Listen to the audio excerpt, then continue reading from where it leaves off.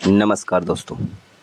आज हम लोग जैन धर्म के बारे में विस्तार से समझेंगे, जो कि एग्ज़ाम के पॉइंट ऑफ व्यू से काफ़ी महत्वपूर्ण होने वाला है।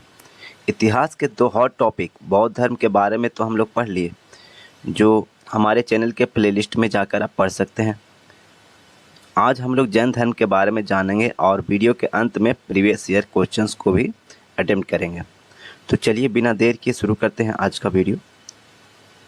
ऐसे ऋग्वेद में यहाँ पे ऋग्वेद में भी इसका चर्चा है और जैन धर्म के गुरु जो हैं तीर्थकर हैं, उनकी चर्चा ऋग्वेद में भी है। इसका मतलब हुआ कि कहीं न कहीं हिंदू धर्म की तरह ही यह पुराना धर्म है और कई प्रमाणों में यह भी मिलता है कि भगवान कृष्ण के जो रिलेटिव थे वो इनके जो 22वें गुरु थे, जैन धर्म के 22वें गुरु अरिष्टनेमि, वो इनके रिलेटिव थे, कृष्ण भगवान के रिलेटिव थे। इसका मतलब हुआ कि कहीं न कहीं काफ़ी पौराणिक धर्म है ये। और ऋग्वेद में भी ऋषभदेव और अरिष्टनेमि का उल्लेख मिलता है। तो चलिए बिना देर के स्टार्ट करते हैं आज का वीडियो।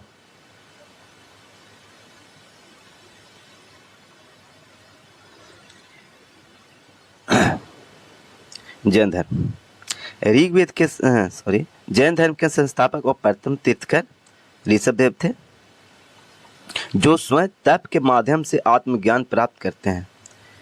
स्वयं तप के माध्यम से आत्मज्ञान की उनकी प्राप्ति होती है। जो संसार रूप सागर से पार लगाने वाले तीर्थ की रचना करते हैं, वह तीर्थकर कहलाते हैं।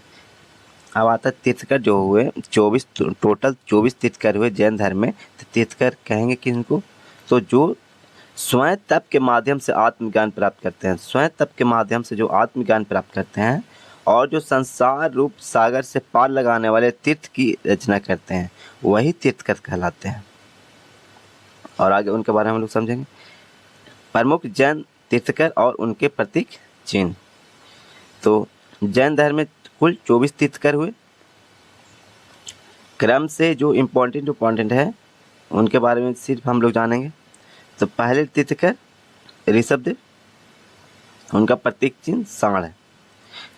अच्छा, 23वें तीर्थकर पार्श्वनाथ, इनके प्रतीक चिन्ह सर्प का फण।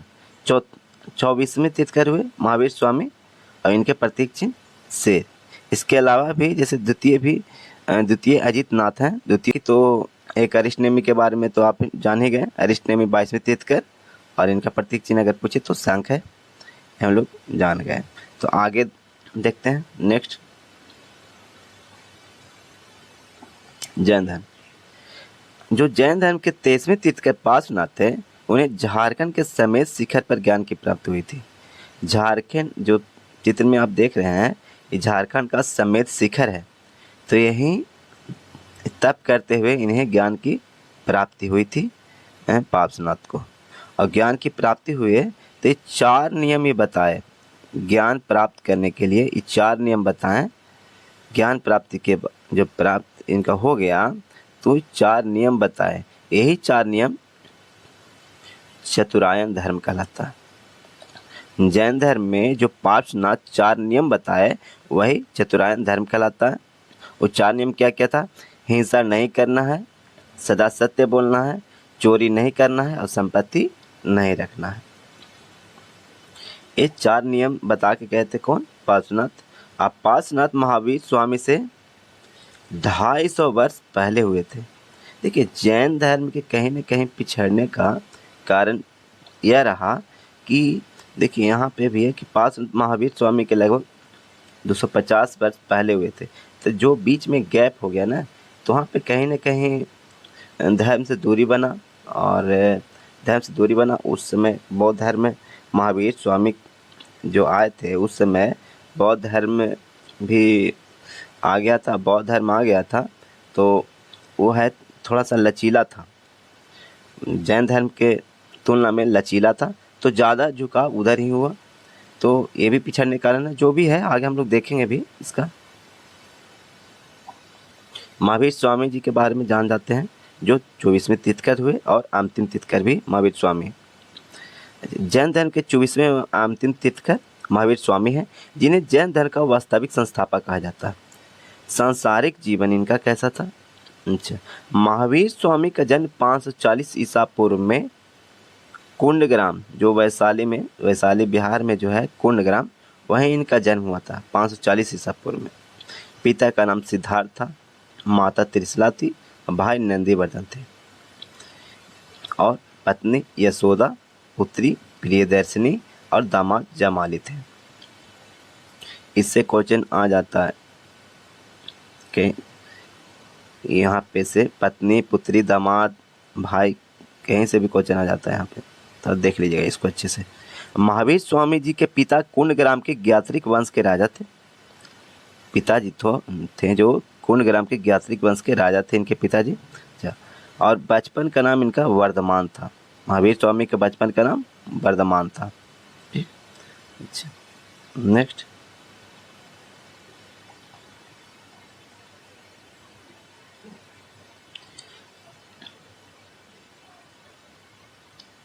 महावीर स्वामी ने 30 वर्ष की उम्र में माता पिता के उनके मृत्यु हो चुका था। माता पिता का। तो जो इनके बड़े भाई थे नंदीवर्धन, उन्हीं के देख रेख में इनका प्रवेश भी हुआ था। तो उन्हीं से अनुमति लेकर संन्यास जीवन को स्वीकारा था महावीर स्वामी ने। और 12 वर्षों की कठिन तपस्या के बाद 12 वर्ष कठिन तपस्या किए थे, तब महावीर स्वामी को ऋजुपालिका नदी के तट पर, याद रखिएगा, ऋजुपालिका नदी के तट पर साल वृक्ष के नीचे तपस्या करते हुए ज्ञान की प्राप्ति हुई थी। और उसके बाद वो कैवल्य कहलाए। क्या कहलाए? कैवल्य कहलाए। कैवल्य किन्हें कहा गया? तो महावीर स्वामी जी को कैवल्य कहा गया। ये भी पूछ देता है क्वेश्चन, बहुत सारा एग्जाम में एक क्वेश्चन पूछा हुआ है, कैवल्य से किन्हें सूचित किया गया, किन्हें दर्शाया गया, ऐसे करके पूछ देता है। तो कैवल्य के मतलब जान जाइएगा। अच्छा, आगे नेक्स्ट कह रहा है, इसी समय से महावीर स्वामी आर्यहत का मतलब होता है पूज्य, निग्रंथ मतलब बंधन से हीन, और जिन मतलब होता है विजेता, ये कहलाए। क्या क्या कहलाए? आर्यहत कहलाए, निग्रंथ कहलाए और जिन कहलाए। मतलब पूज्य और बंधनहीन हो गए और विजेता हो गए। ठीक है, जब उन्हें ज्ञान की प्राप्ति हो गया था 12 वर्ष की कठिन तपस्या के बाद। उसके बाद कौन वृक्ष के नीचे? साल वृक्ष के नीचे। कौन नदी? तो ऋजुपालिका नदी। क्या कहलाए ज्ञान की प्राप्ति के बाद? तो कैवल्य कहा गया। अच्छा, ज्ञान जो प्राप्त किए उन्हें कैवल्य कहा गया। आगे, महावीर स्वामी जी ने अपने उपदेश प्राकृत भाषा में दिए। अपने उपदेश दिए थे महावीर स्वामी प्राकृत भाषा में दिए। और पहला उपदेश राजगीर में दिए थे और अंतिम पूछे तो पावापुरी। पहला राजगीर, अंतिम पावापुरी, क्योंकि पावापुरी में ही इनका मृत्यु हो गया था। अच्छा, महावीर स्वामी का प्रथम भिक्षु उनके दामाद जमाली थे। प्रथम भिक्षु उनके दामाद जमाली थे। अच्छा, ऐसे ये भी पूछ देता है कि प्रथम अनुयायी पूछे या भिक्षु पूछे, ये प्रियदर्शिनी के जो पति थे यही थे जमाली, और यही प्रथम अनुयायी या प्रथम भिक्षु हुए थे, जमाली। भिक्षुनी पूछे ना, तो दधिवाहन चंपा की एक पुत्री थी, दधिवाहन के एक राजा थे दधिवाहन, उनकी पुत्री थी चंपा। तो सबसे पहला भिक्षुनी पूछे तो चंपा, अब भिक्षु पूछे तो जमाली। ठीक, भिक्षुनी चंपा, भिक्षु जमाली। ये जो देख रहे हैं ये प्राकृत लैंग्वेज है। प्राकृत लैंग्वेज में ऐसे लिखा जाता था। और जितना भी जैन धर्म में जो लैंग्वेज उस समय जो चलता था वो प्राकृत ही चलता था। ठीक है, जैन धर्म में जितना भी ग्रंथ वगैरह से लिखा गया है वो प्राकृत में ही लिखा गया है। ज्ञान प्राप्ति के बाद महावीर स्वामी जी ने 5 नियम बताए। वही 5 नियम पंचायन धर्म कहलाया। हिंसा नहीं करना है, सदा सत्य बोलना है, चोरी नहीं करना, संपत्ति नहीं रखना। ये तो चारों है। ये तो 5 नाथ जो दिए थे 23 में तीर्थकर, है ना, तो 23वें तीर्थंकर 5 बना दिए थे, ये 4 गो वही था। ये लास्ट में एक और जोड़ दिए ब्रह्मचर्य, लास्ट में एक और ब्रह्मचर्य यहाँ पे जोड़ दिए। अब महावीर स्वामी के त्रिरत्न सम्यक दर्शन, सम्यक ज्ञान और सम्यक आचरण, याद रखिएगा। महावीर स्वामी के त्रिरत्न सम्यक दर्शन, सम्यक ज्ञान और सम्यक आचरण। और एक पूछ देगा कि बताइए कि कौन सा नियम एक जोड़े थे, तो 5वां नियम ब्रह्मचर्य जोड़े थे महावीर स्वामी। जैन धर्म में ईश्वर की मान्यता नहीं है, लेकिन आत्मा की मान्यता है। इसमें आत्मा की मान्यता है। जैसे बौद्ध धर्म में क्या था कि उसमें आत्मा की भी मान्यता नहीं था, लेकिन जैन धर्म में आत्मा की मान्यता है। अब महावीर स्वामी जी मूर्ति पूजा और कर्मकांड का पक्का विरोधी। महावीर स्वामी कभी भी मूर्ति पूजा और कर्मकांड को सपोर्ट नहीं किए थे। महावीर स्वामी ने पूर्ण जन्म को माना था कि जैसा कर्म कीजिएगा पूर्ण जन्म में वैसा ही आपको आप इस बार अगर इस जन्म में जैसा पुण्य कीजिएगा आगे भी आपको उसका प्रॉफिट अगला जन्म में आपको मिलेगा ही। और आत्मा अमर है, आत्मा कभी मरता नहीं है।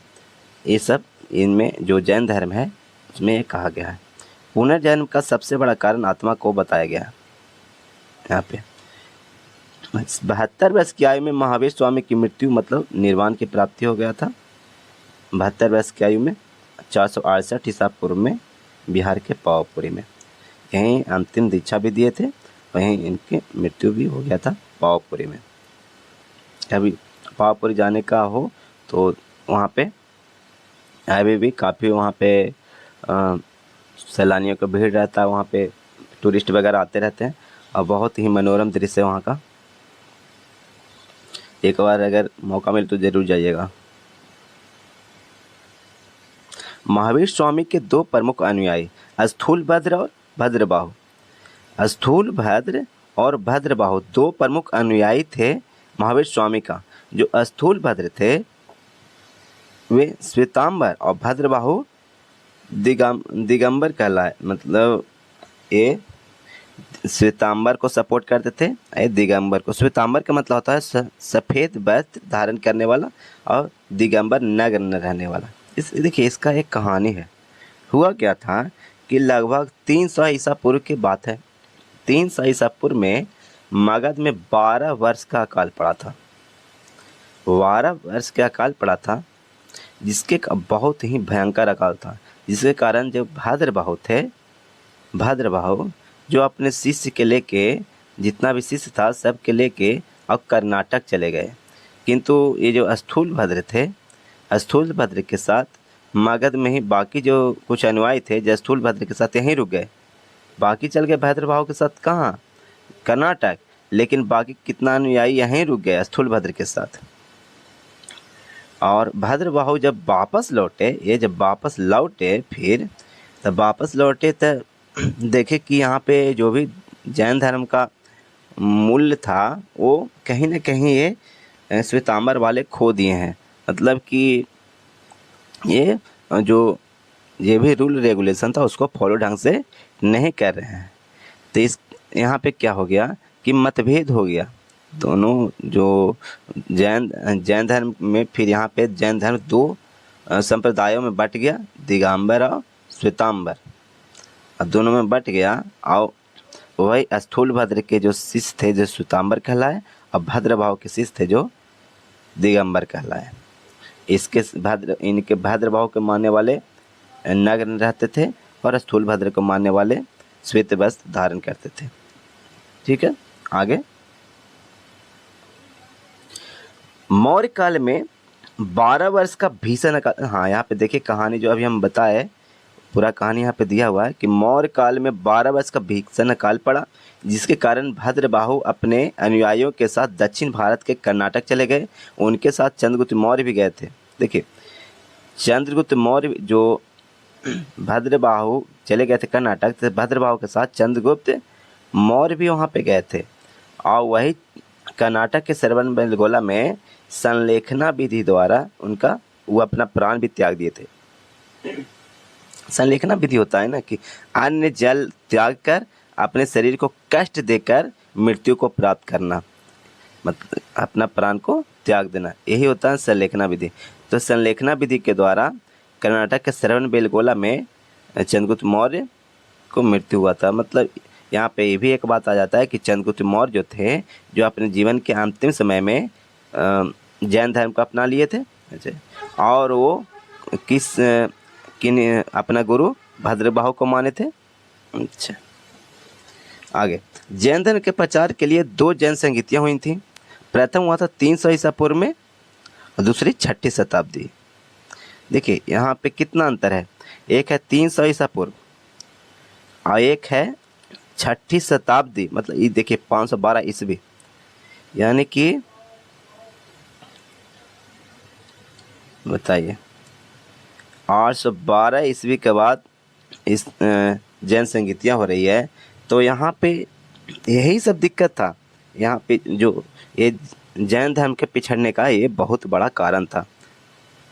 चलिए तो देखते हैं। खैर, प्रथम जो जैन संगीति हुआ 300 ईसा पूर्व में पाटलिपुत्र में हुआ और स्थूलभद्र करवाए थे। अच्छा, दूसरा जैन संगीति 6ठी शताब्दी 512 ईस्वी में बल्लभी गुजरात में, और कौन थे तो यहाँ पे क्षमा सरवन थे।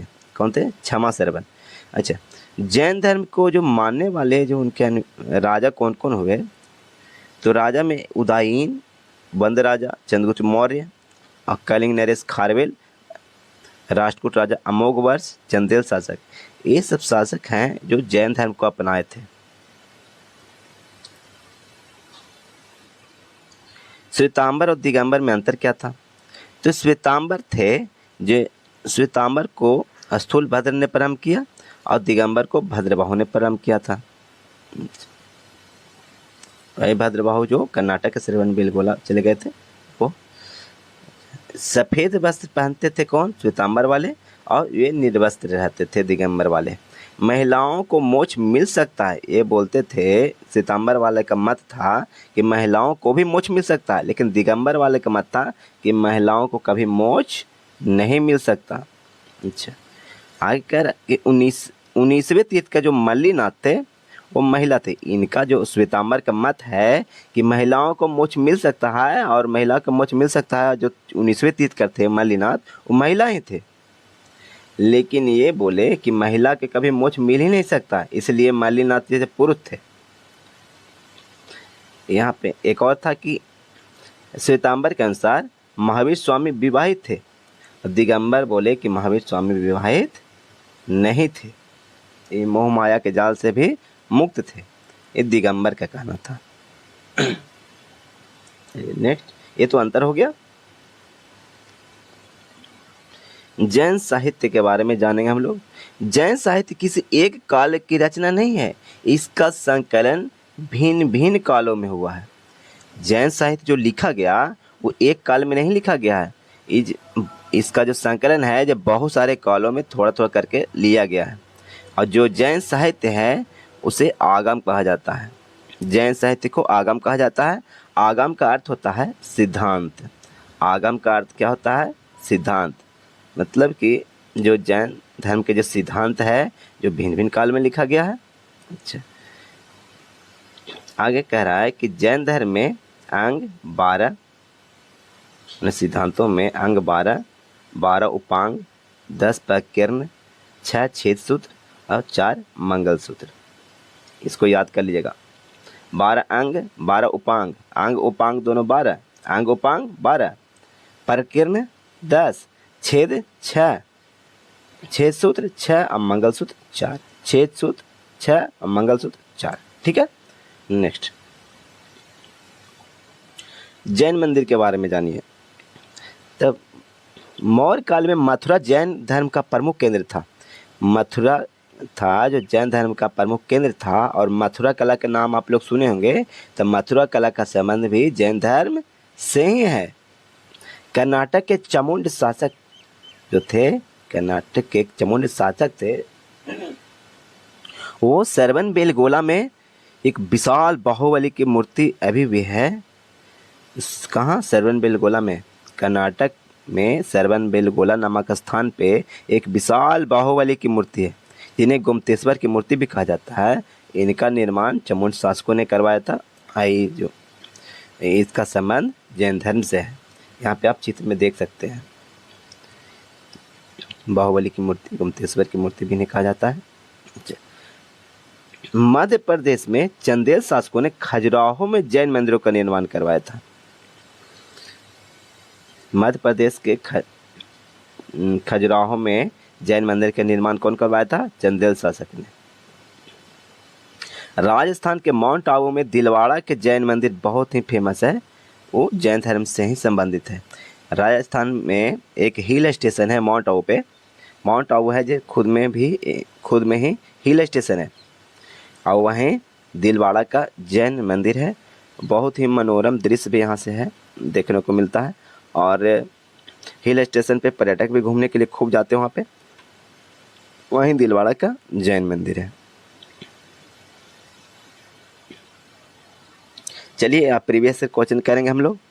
जैन धर्म तो इसका हम इसे आप पे छोड़ देते हैं, और इसको कमेंट में कीजिएगा कि कितना आप लोग सही करते हैं, ठीक है। इसको हम आंसर दूसरे वीडियो में दे देंगे। और क्योंकि आप भी कुछ कीजिए, हम भी मेहनत कर रहे हैं और मेरे साथ आप भी मेहनत कीजिए। हम धीरे धीरे सिलेक्ट करेंगे और सब क्वेश्चन को हम दे देते हैं, और आप लोग कितना सही हुआ ये भी कमेंट में ज़रूर बताइएगा इससे, ठीक है।